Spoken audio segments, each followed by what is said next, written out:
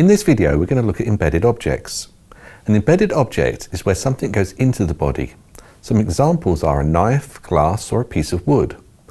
What we're covering in this video is a knife that needs to be secured and bleeding controlled.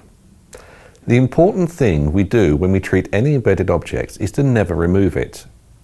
You may have to tell the patient to leave it in, as sometimes people will want to try and remove the item. If there is an item in the body and you remove it, you will make things worse. The item itself is bunging up the hole and it cuts when it goes in, and if you pull it out, it's likely to make it even worse on the way out. In this example of a knife wound, it may be that the knife is close to an artery, so if you remove it, you could cut the artery, making things worse.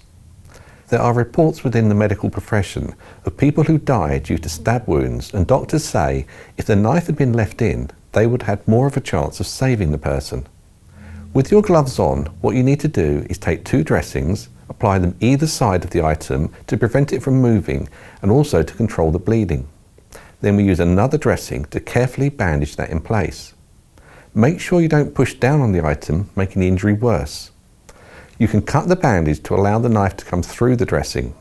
The 2 dressings on either side of the knife are used to hold it in place, and the dressings are there to support the whole thing.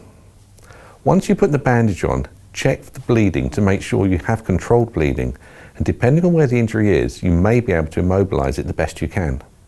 In this example, it's a knife wound into the stomach, so you need to immobilize the person where they are and make sure they don't move. Make sure there's nothing going to happen to make the situation worse, and transport to the hospital or call the emergency services depending on the injury.